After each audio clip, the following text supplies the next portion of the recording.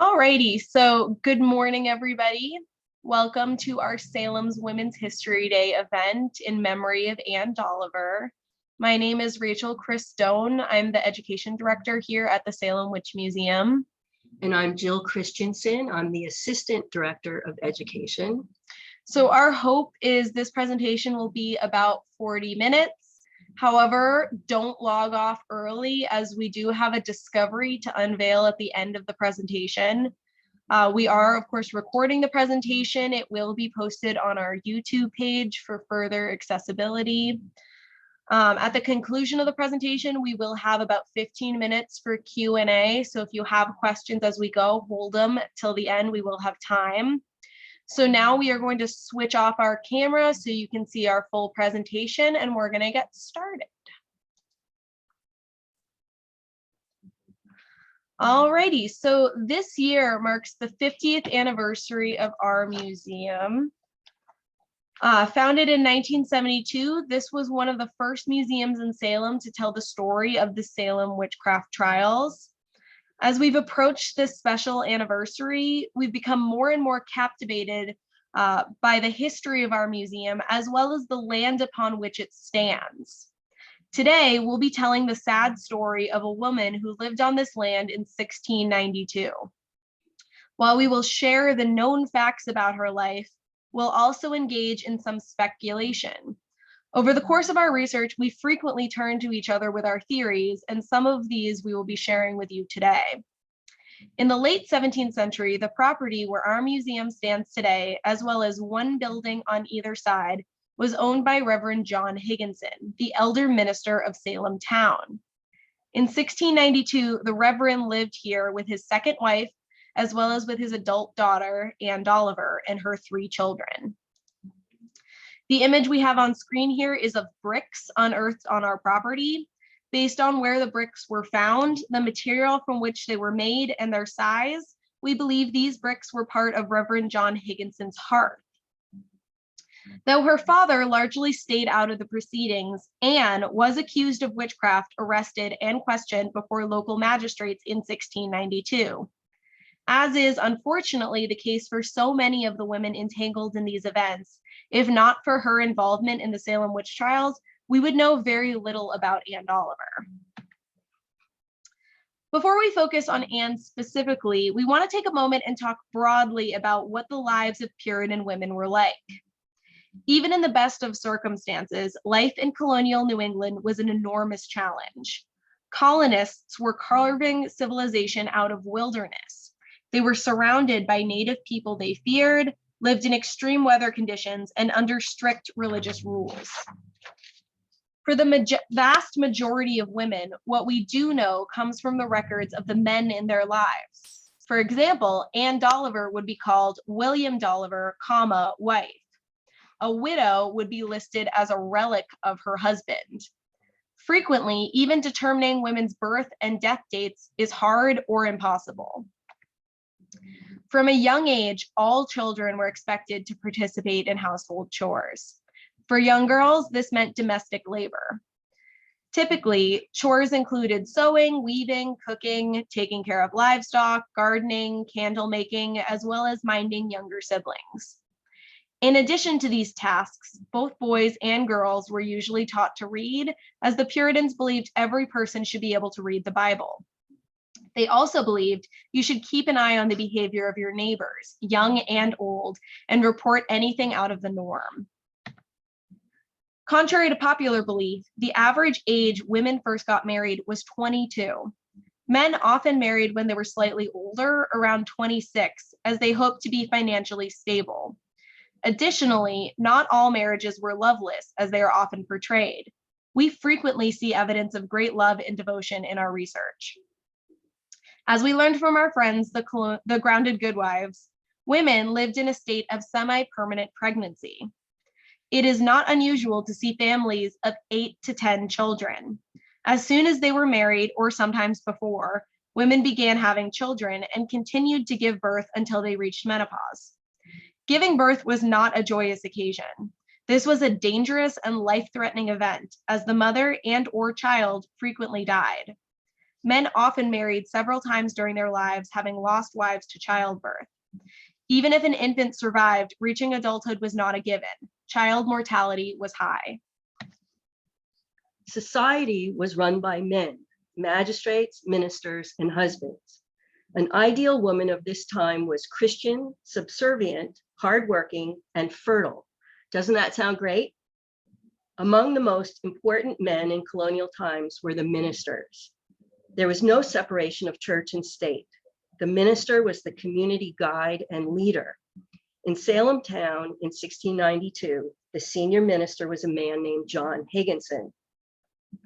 Higginson first arrived in Salem with his father, Francis, in 1629. Upon their arrival, Francis Higginson and Samuel Skelton created the first church of Salem. It was Francis who composed the Salem Covenant, an essential pledge in Puritan theology.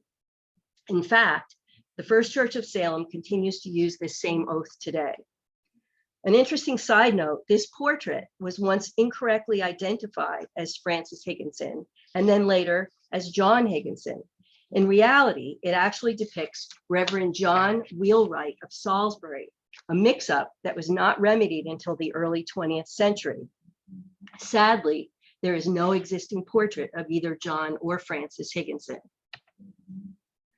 Following the death of his father shortly after their arrival, John left Salem, eventually resettling in Guilford, Connecticut. Here he ministered under his future father-in-law, Reverend Henry Whitfield. In the early 1640s, John married Reverend Whitfield's daughter, Sarah. She gave birth to their first child in 1646, and the couple went on to have 6 more children over the course of their marriage. While her exact birth date is unclear, daughter Anne was likely born in Guilford in 1652. By 1651, many of the leaders of Guilford had elected to return to England, Reverend Whitfield among them, and John Higginson became the sole minister of the church. The fortune of the settlement declined over the next several years. By 1659, John decided it was time to leave Guilford. Though the family boarded a ship in Boston destined for England, a providential storm blew the vessel into Salem port. Arriving in the same harbor where he first landed with his father, Higginson learned that the current minister of Salem was dying. He accepted the position as the town's new minister in 1660 and remained in this role for the rest of his life. This is one of our favorite Salem stories. It seems as if it was meant to be. We can only speculate about what Anne's childhood was like. She likely arrived in Salem around the age of 7. It must have been quite a change from Guilford, which had been a rural settlement of farmers. Salem in 1660 was a bustling, growing, and thriving seaport. As we previously said, there were 7 children: Anne, her sister Sarah, and 5 brothers. Anne and Sarah's day-to-day lives would have been typical for young Puritan girls. Their days would have consisted of never-ending household chores. There must have been a lot to do in a house with so many people. As an aside, we really don't know what the Higginson boys were up to in their youth. We do know none of them became ministers, a fact their father later lamented to son Nathaniel, saying, quote, "I intended you for the ministry, and it was a sore affliction to me that you were diverted from it," unquote.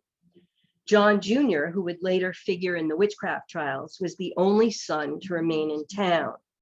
3 sons sought their fortunes at sea, while 1 pursued education in England. The Higginson family would have attended church at least once, though more likely twice a week, and would have heard their father give sermons before the congregation in the town's meeting house. Especially as the daughter of a minister, it's very likely Anne was able to read and possibly even write. Though we will never know with certainty, what we do know about Anne's adult life is not a happy picture. In rapid succession, 3 major events happened. Her mother died in July of 1675. The following year, her sister Sarah died in Boston. Shortly thereafter, her father remarried to widow Mary Blakeman Atwater. How did she feel in the midst of all this change? When researching people's lives, one gets a sense of them as human beings.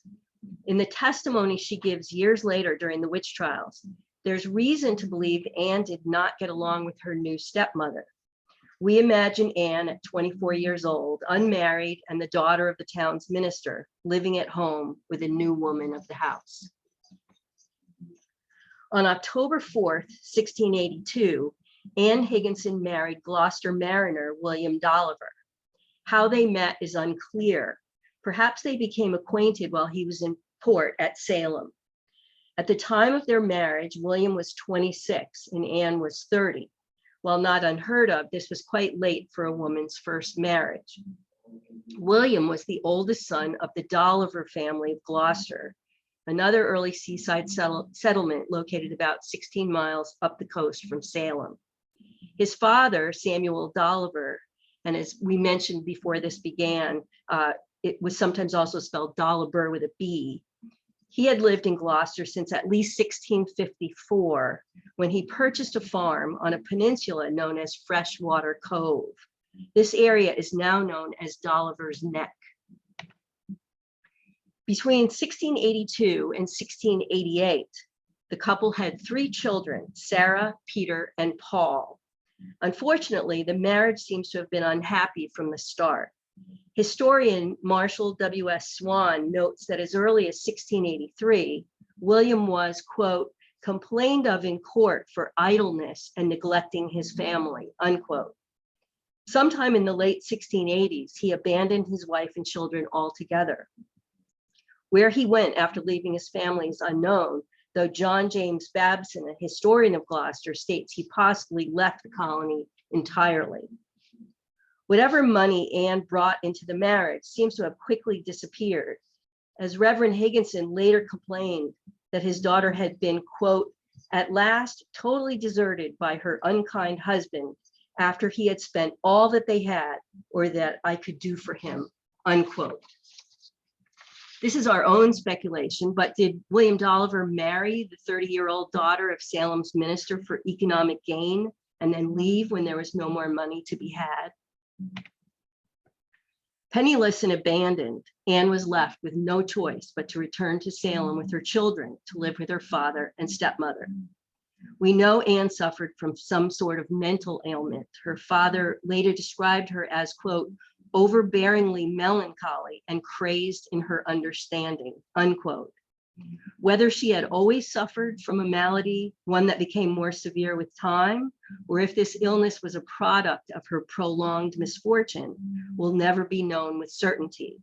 Stories she would later tell during her examination in 1692 hint at a troubled past. Unfortunately, Anne's return to Salem could not have been at a worse time, as she would soon find herself directly affected by the witchcraft trials of 1692. Many of you are likely already familiar with this story, but in short, what began as the illness of 2 young girls in January of that year quickly escalated into the worst witchcraft panic in North American history. By the time it was done, 19 people were hanged, 1 man tortured to death, at least 5 had died in prison, and about 200 people were accused, arrested, and jailed. These events engulfed everyone from every level of society. For the majority of the witchcraft trials, Reverend Higginson largely stayed out of the turmoil. We know he was present for the examination of 4-year-old Dorothy Good, as well as the questioning of Mary Warren. Beyond that, Salem's junior minister, Nicholas Noyes, took the lead in the local church's involvement in these events. Despite his distance, Reverend Higginson would soon find himself personally involved.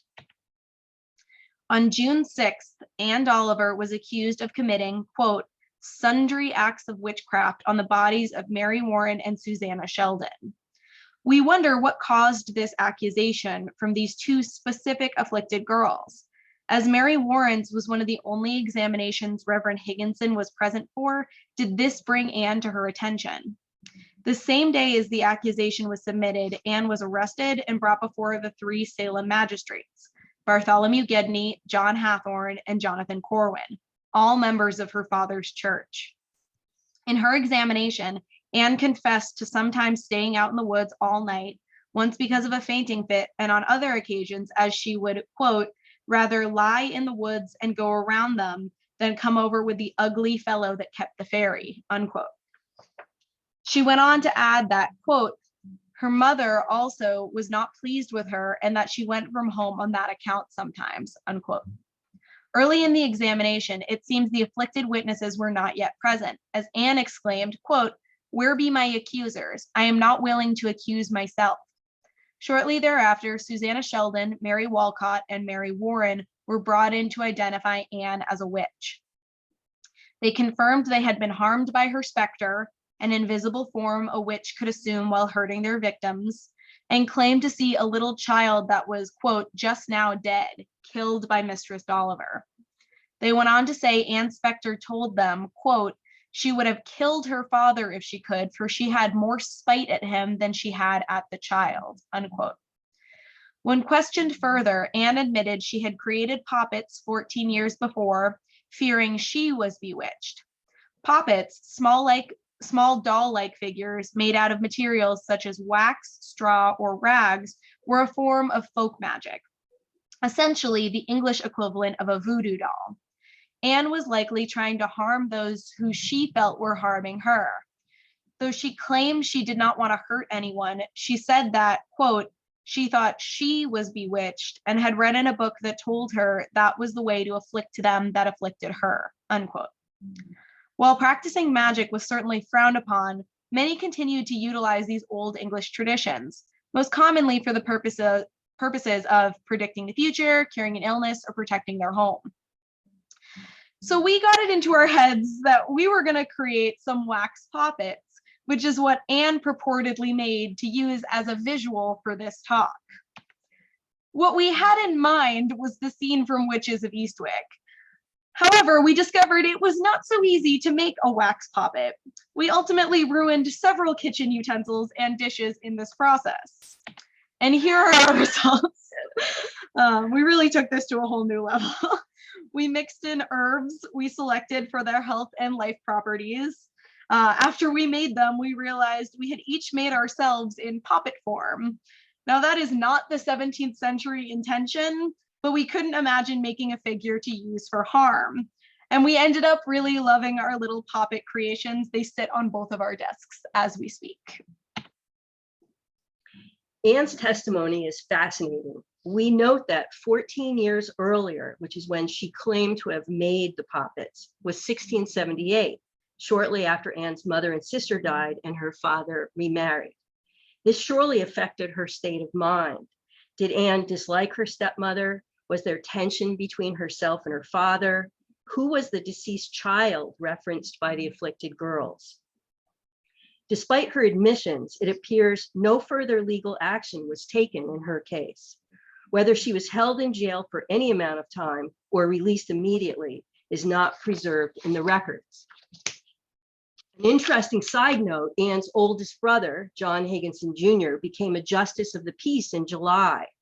According to historian Bernard Rosenthal, quote, as the sister of John Higginson Jr., a magistrate heavily involved in witchcraft cases, and the daughter of Reverend John Higginson, she appears to have had protection from further judicial action, unquote. Due to a combination of growing popular criticism, letters written in protest by influential ministers, and the accusation of the governor's own wife, the Witch Trials Court was disbanded by Governor Phipps in October. In January of 1693, a new court processed the individuals who still remained in jail. This court did not acknowledge spectral torment, resulting in most charges being dismissed due to lack of evidence. All those condemned were granted reprieves by Governor Phipps by late January. Ann Dolliver's life did not improve in the years after the witchcraft trials. Whatever malady troubled her appears to have remained incapacitating enough to prevent her from ever living independently. Unfortunately, for some time, John Higginson's ministerial salary had been in arrears, not an uncommon occurrence in colonial New England. As he approached the end of his life, he took steps to ensure the long-term care of his troubled daughter. In 1696, he petitioned Salem, asking that instead of paying him the overdue salary, the town provide for Anne after his death. They agreed.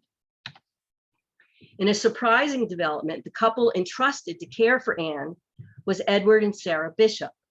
Why this couple was chosen remains the subject of mystery, as these individuals had a checkered past, not the least of which was the fact that they had both been accused of witchcraft in 1692 and fled to escape.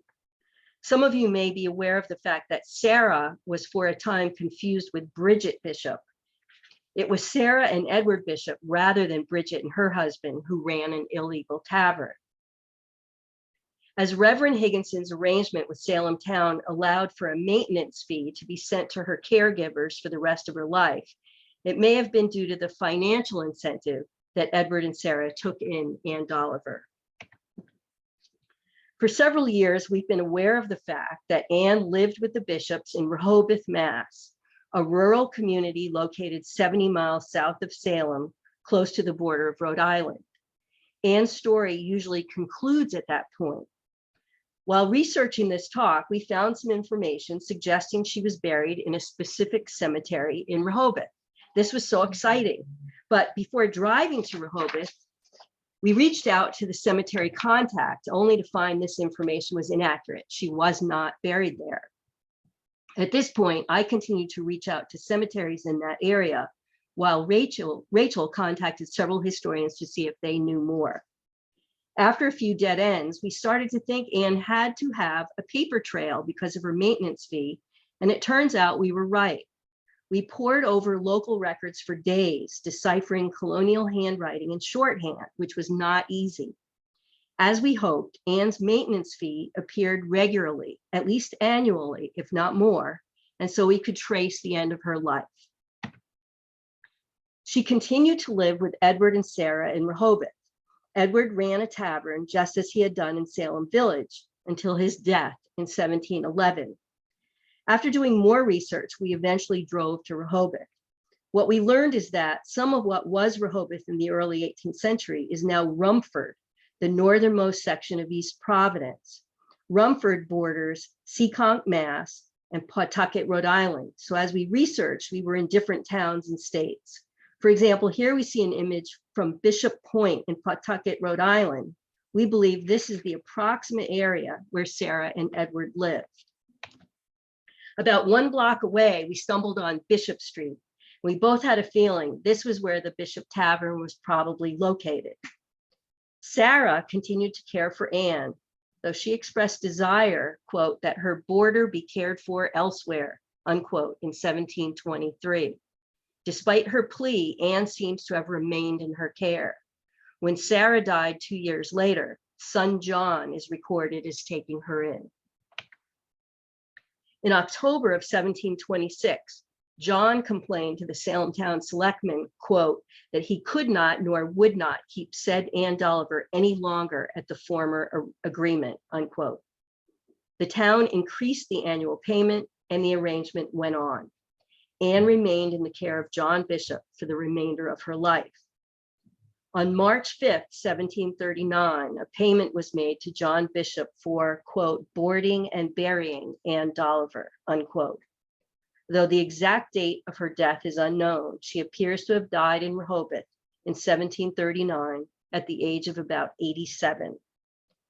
We had hoped to stumble upon a grave marked with her name while in Rumford's Newman Cemetery, where John and other members of the Bishop family are buried.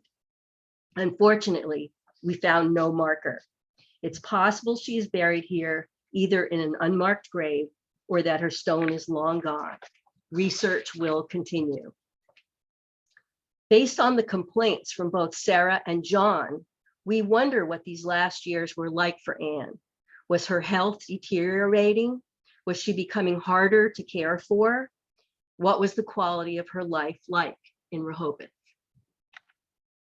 After the incapacitation of their mother, Sarah, Peter, and Paul Dolliver continued to live with their grandfather, John Higginson, in Salem.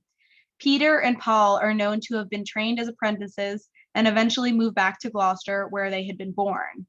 The fate of Sarah Dolliver is unknown. She was still living at the time of her grandfather's death in 1708, as she is noted in Reverend Higginson's will. Her brothers were trained as apprentices, so it's possible she was sent out of the home to be an indentured servant.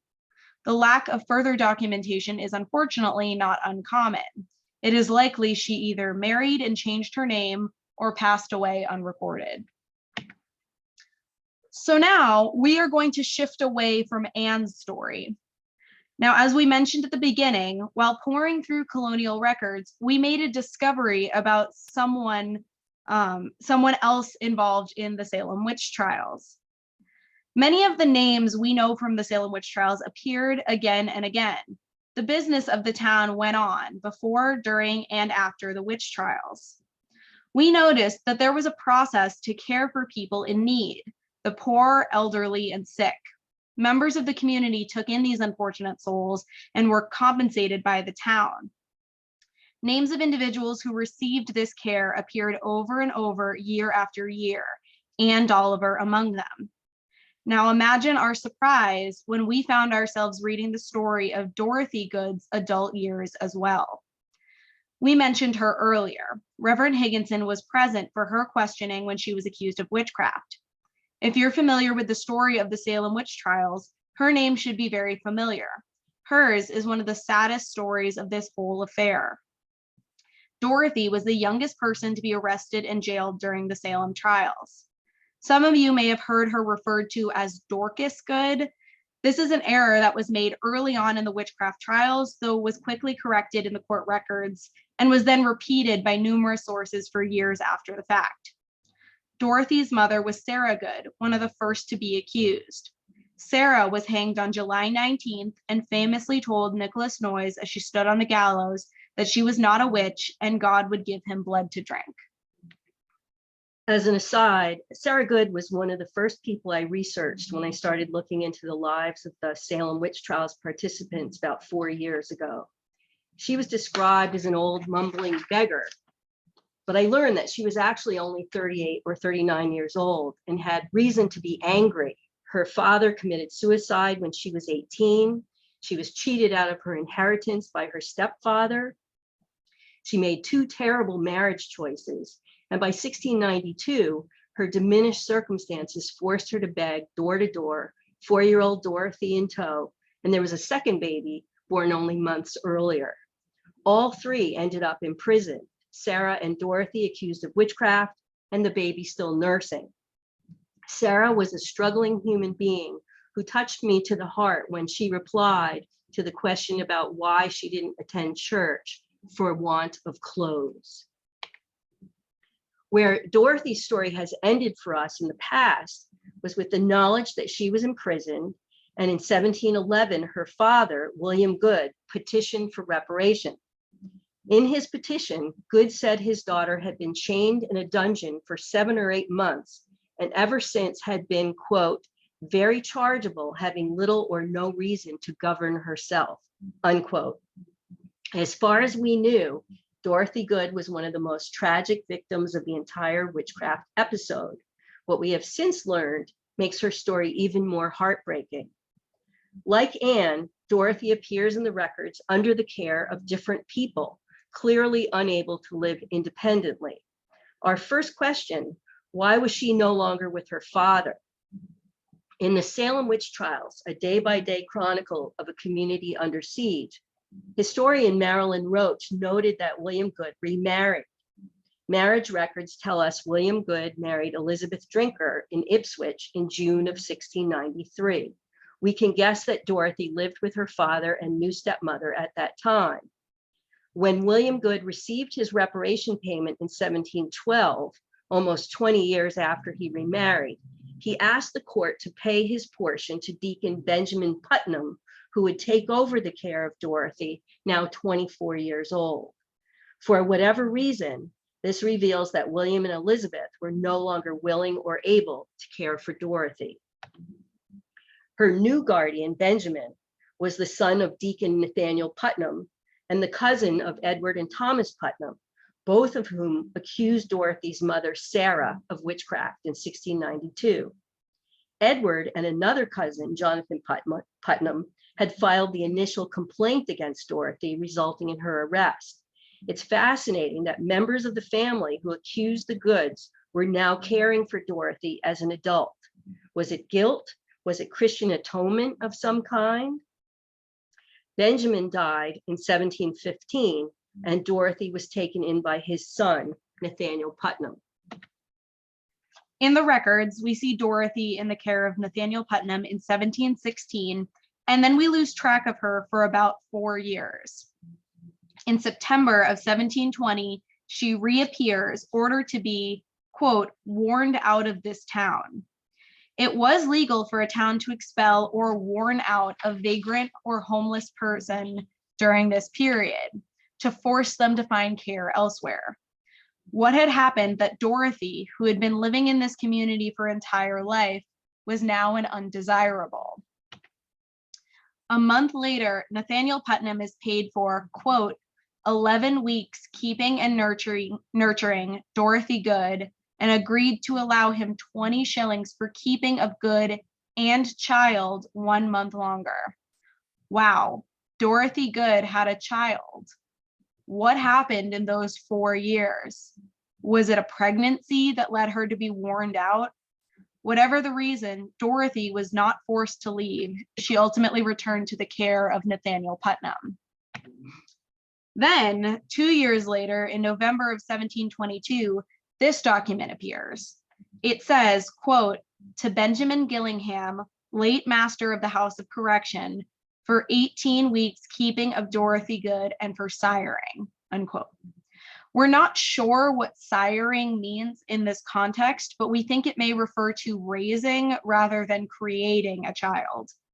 This is just our interpretation. If anyone has any different thoughts, please let us know.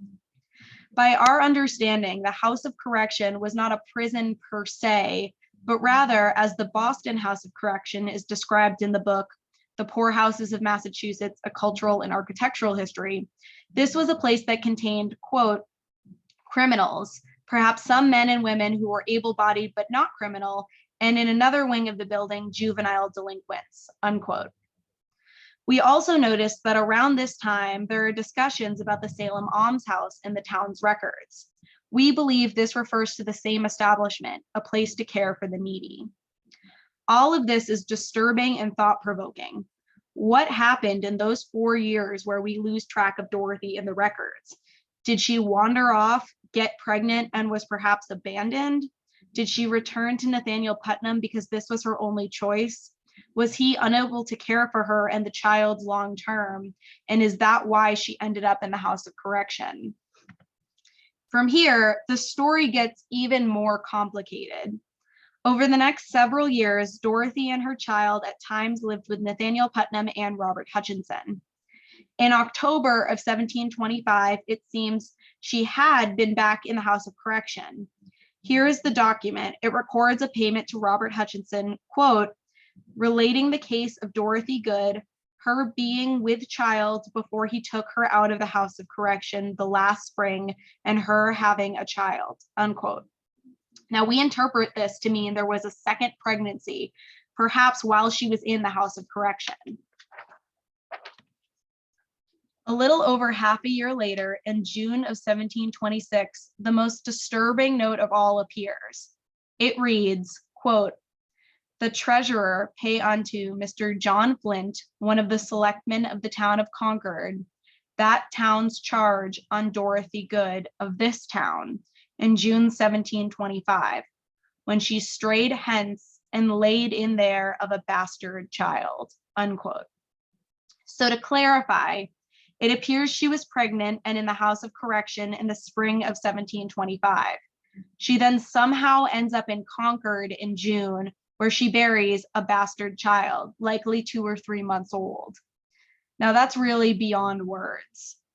This reminds us of the story of her mother. Sarah Good's first night after having been arrested, she managed to escape from custody, leaving behind her shoes and stockings, only to return hours later, disheveled and cut. Marilyn Roach observes, quote, desperate as she was, she found nowhere to flee. Barefoot in a Massachusetts march, hampered by the infant in her arms, Sarah reappeared sometime in the night, unquote. By March of 1727, Dorothy is living, presumably with her first child, in the home of Jonathan Batchelder. Notably, this record states he was compensated for keeping Dorothy from, quote, straying and rambling about as formerly, unquote. This seems a likely reference to the Concord episode. She was clearly a challenging person to care for. In another strange twist, when he was 14, Batchelder had testified against her mother, Sarah Good. We believe his father was one of the jurists during the witch trials, because his name appears on the letter of apology written in 1697 by 12 members of the jury. Finally, it seems, Dorothy and her child settled in one household, continuing to live with Batchelder for years. The child became an indentured servant in this house in May of 1727. We've been unable to find further record of this child. We don't know their name, age, or gender. Initially, we thought the child's name was Elizabeth.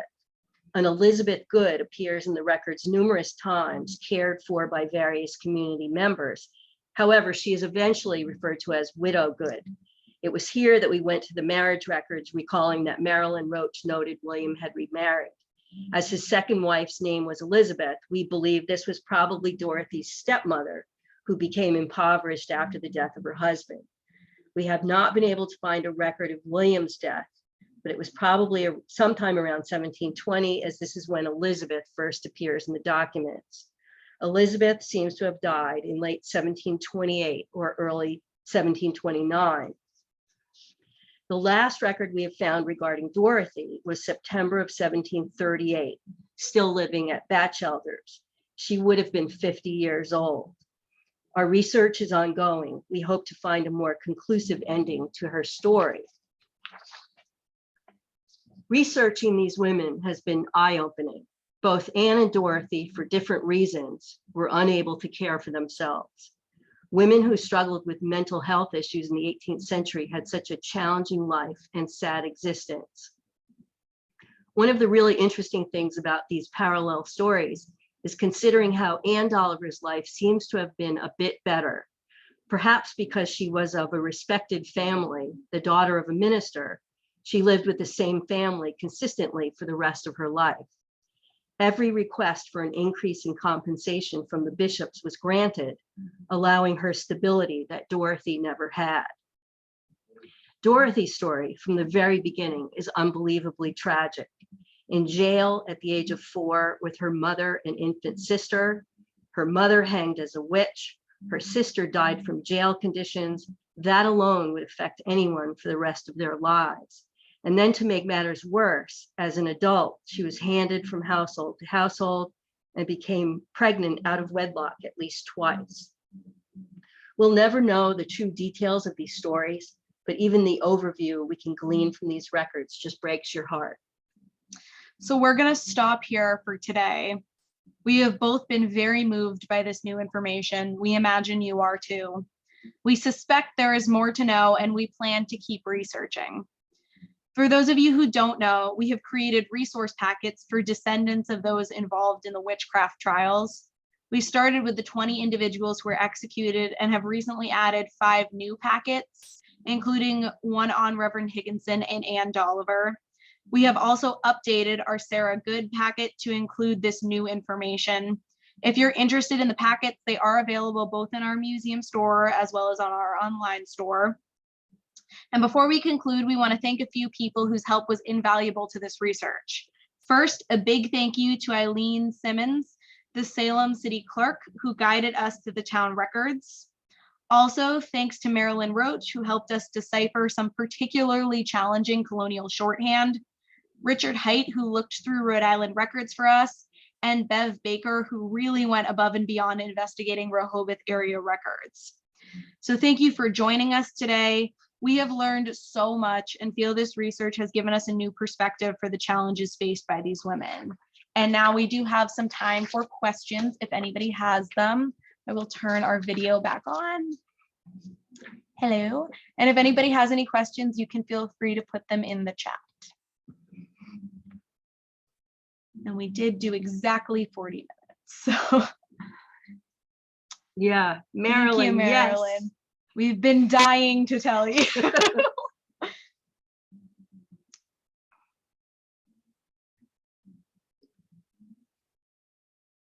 For the past couple of weeks, as we've been doing this research, we've been very paranoidly looking to see if anybody knew this already and the information was just out there. And to our knowledge, it is not. We have found a lot of very strange stories endings to Dorothy's story. People claiming she got married at the age of 16 Or that she died at 16, or she wandered the streets of Salem until she was 16, or yeah. I saw someone claim that she had been hanged as well, which was strange. Thank you for the comments.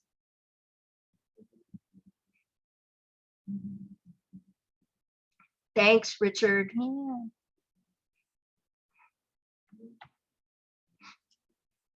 Give it another minute if anybody has any questions. And thank you all for coming. Again, the House of Seven Gables, in collaboration with, is it Historic Salem? Salem Historical Salem Society. Historical Society. They are doing an event this evening. If you would like to attend another Women's History Day event.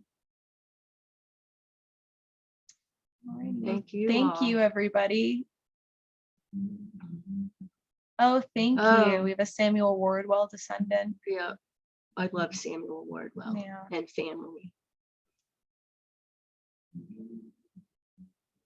Thank you, everybody. Alrighty, so I guess we'll wrap it up if there's no questions. Thank you, everyone, for the positive feedback and for coming today.